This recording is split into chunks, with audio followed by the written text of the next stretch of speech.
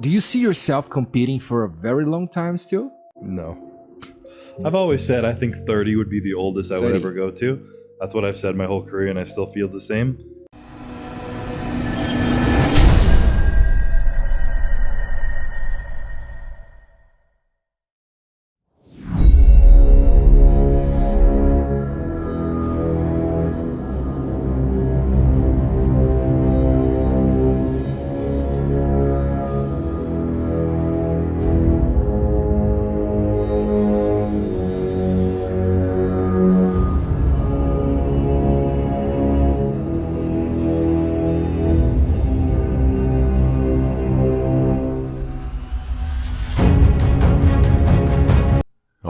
What's going on, you guys? Nick here with Nick Strength and Power. I've got a couple of interesting stories for you guys today. The first story that I've got for you guys, we got to talk about Chris Bumstead going to Brazil, collaborating with Ramon Dino. Some of the interviews and information that have come out from that trip are pretty enlightening. So first and foremost, in Chris's post about the trip, we get a physique update from Chris, a post-Olympia physique update, and we get a lot of pictures of him and Ramon, which again I think is really cool. That Ramon being his biggest rival, they have such a cool, friendly, cordial, sportsman-like relationship.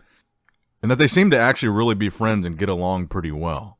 Now, I've seen a lot of people, especially some of the Brazilian bodybuilding media, speculating as to what the reason for this trip was, because it looked like Chris brought his team with him, and there was a lot of meetings and potentially business-related things going on. But first I wanted to talk about some of these podcast clips. So Chris did this podcast in Brazil. This was called the Flow Podcast, and this clip is from the Flow PDC Instagram.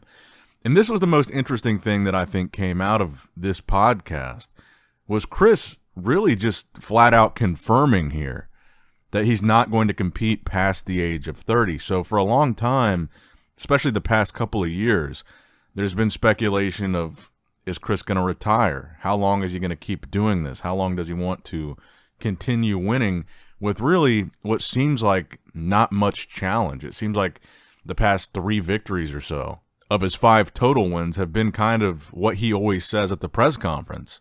Everybody else really battling for second and nobody really pushing him for first.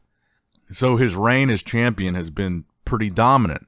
And then in more recent years, especially the last Olympia prep, we saw a lot of posts from Chris saying, he was struggling with this prep mentally, and that, Ian Valliere, his brother-in-law, announced his retirement this year, and it had Chris thinking about that same topic of, when is the right time for that going to be? And I think some of those posts were so strongly worded that people were even thinking this past year, 2023, might have been his last Olympia, but he basically flat out says here, yeah, my whole career I've planned on not competing past 30, and if I do continue to compete, 30 is as long as I'm going to go, which would mean the reign of Chris Bumstead is almost over. Chris is only 28 right now, so competing till 30 would only include 2024 and 2025 Mr. Olympias. So this kind of era of greatness that we've witnessed from Chris so far, I mean, Chris has really made classic physique history. He's become one of the most popular bodybuilders of any division in the entire world, one of the most followed, one of the most recognizable, really one of the most successful, and as a champion, he's been one of the most dominant champions across all the divisions, but certainly has been the most dominant champion in classic physique. That's really undisputed. So Chris basically here tells us how much time we have left to watch him compete, and it's really at the most only going to be the next 2 Olympias, which would put him at 7 titles, if he wins both. Now, the other portion of this was that it seems like a lot of people have questioned what is the goal of Chris in these meetings with Ramon, because Ramon came to the United States earlier in the year, maybe it was 2023, but it was after the Olympia to meet with Chris Bumstead. Now Chris is going to Brazil to meet with Ramon and his team. So a lot of people were speculating, are they going to potentially sponsor Ramon with Raw, or is Raw trying to get into Brazil? And it looks like the answer to that question is that they're trying to bring Raw nutrition to Brazil, but I guess the regulations in Brazil are a bit strict. And Chris says in the same podcast, the Flow podcast, that's kind of the goal within the next year, is to get Raw into Brazil internationally. which could potentially form one of the coolest partnerships ever if him and Ramon, one of the most powerful partnerships of actively competing pros. If Chris and Ramon team up with this supplement thing, they're like by far the two most popular guys right now. I think it'd be pretty interesting to watch that play out. But let me know what you guys think in the comments down below. Do you think Chris will even continue to compete till the age of 30? Or might we only see him at one more Olympia? Or could this still have been his last Olympia in 2023? Let me know what you guys think in the comments below about that. Now, next up in the news, this is a pretty big story, and we talked about it yesterday when it broke in a short-form video. But I want to talk about it again today because it was such a big story that Andrew Jacked is out of both Arnold Classics 2024. Now, it's important to keep in mind that Andrew was initially listed on those Arnold Classic competitor list as a pending athlete, including himself, Hadi, Choopan, and Rubiel. All three of them were marked as pending athletes. But Andrew Jack put up a post yesterday. He says, "I'm pulling out from both Arnolds. I'm having so many things happening at the same time from different factors, and all need my attention, which make it difficult to concentrate for this prep. I don't want to go there anything short of 100%, and I just don't want to make up the numbers nor get the placings if not for the win." So I've got to be honest, I wasn't too surprised to see this, because if you guys remember, after the Olympia last year, Andrew Jack said he really needed to take a lengthy break from competing because ever since he turned pro, he hadn't really had a very long time to have an off season or grow or rest his body. And he said after the Olympia, he was going to take time to do that.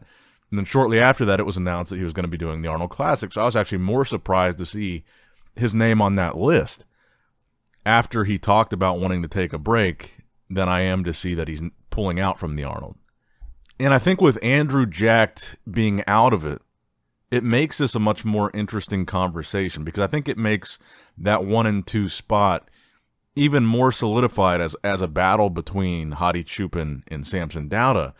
But it makes me wonder who in this lineup is going to slip into that third place spot and potentially push Hadi, Choopan, and Samson Dauda, two top 3 Olympians and one former Mr. Olympia champion, as well as one Arnold Classic champion in Samson Dauda. So I think while I'm sad to see Andrew not in these lineups, but I'm happy to see him being able to take a little bit of a break.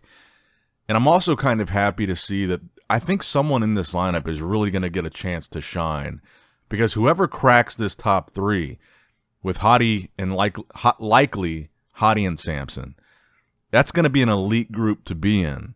And it's kind of a group that not really any of these guys in this lineup have been in the conversation with a Mr. Olympia champion and an Arnold Classic champion in the top 3. Again, we're assuming that Hadi and Samson will be there. But I'm really thinking that someone's going to have like a really breakout showing at this Arnold. And I think one of the guys that I'm really looking at as potentially being that guy is Rafael Brnadao. And we had seen some updates from him recently, not recent enough to include in this video like as a new update. But we saw an update from him, let's see, this was on December 26, 2023. This front double bicep pose, and we had seen a lot of updates leading up to this. But Rafael seems to have put on a tremendous amount of size since the 2022 Olympia version of Rafael, where he cracked the top 10. He looks like he's really taken advantage of the time that he took off to improve and grow. And he really does look significantly bigger. And I wonder if he brings these improvements in this added size, and he's in good shape, and we know that he's got a really nice structure. He's a really aesthetic open bodybuilder. He could be very dangerous in this lineup. And I think one thing that we've certainly learned here lately is never count out these Brazilian bodybuilders. These guys are dangerous. And like I said, kind of prior to this announcement that Andrew Jacked was out, that was really the conversation.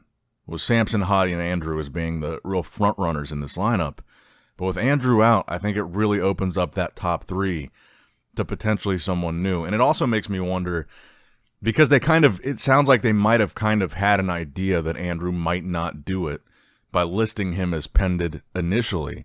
So it kind of makes me still wonder about Hadi, Choopan, and Rubiel, who were also marked as pending, if there's still a chance that we don't see them competing. But then also today, Hadi did release another video, and a lot of the recent videos that we've seen of Hadi, he's basically counting down to the Arnold Classic. He seems like he's definitely doing it. He seems like he's definitely committed to competing. And you can see him pose a little bit in this video briefly. And then also at the end, he has like a weird... I don't really know what he's talking about here, but he says, "Hey, brother, stop talking about me." I don't know if he's referencing other bodybuilders or what, but I'm pretty confident that Hadi is going to be doing the Arnold Classic. I don't think he's still pending status. You know, every video he posts, he's basically counting down the days till he takes that stage. And man, I gotta say, every update that Hadi has posted, he looks extremely dangerous. And this one is no exception. I think this battle between Hadi and Samson is going to be epic. And another guy that I think could have a shot at entering that conversation is Justin Rodriguez. He was a guy that I think was close to being in the top 3 at the Arnold Classic before, and then the night show kind of changed that. But at prejudging, I think he was really within striking distance. Justin's latest update, though, of a front double and a back double bicep, I think he looks pretty impressive. And I see him as really potentially being one of the front runners here, as a guy that could be first call out. I don't know about top 3, but maybe within striking distance, like I said. So let me know what you guys think in the comments below. What do you think about this Arnold Classic lineup now that Andrew Jacked is out? Who do you think is going to be in those top spots, particularly that top 3? And do you think there's a chance that Rubiel drops out? We haven't really seen very many physique updates from him. Hadi Choopan seems to me like he's in it, but do you think there's a chance that he drops out? Let me know in the comments down below. Make sure you like the video, subscribe to the channel, click that bell notification icon. And as always, I love you guys, appreciate you guys. Nick Strength and Power, signing out. All right, guys, don't forget to click that like button and subscribe to this channel if you enjoy the content. Also, check out my Instagram at Nick Strength Power. My Facebook page, which is simply Nick Strength and Power. My secondary YouTube channel, Nick Strength and Vlogs, for vlogs and bonus content that you will not see on this channel. And consider subscribing to my third YouTube channel, Nick Strength and Pokemon, which is all things Pokemon and trading card games, completely unrelated to this channel. So if you're into that, give that one a look. And all links to merchandise and social media will be in the description box below. If you guys want a Nick Strength and Power t-shirt, that will be in the Shopify link below. Have a great day.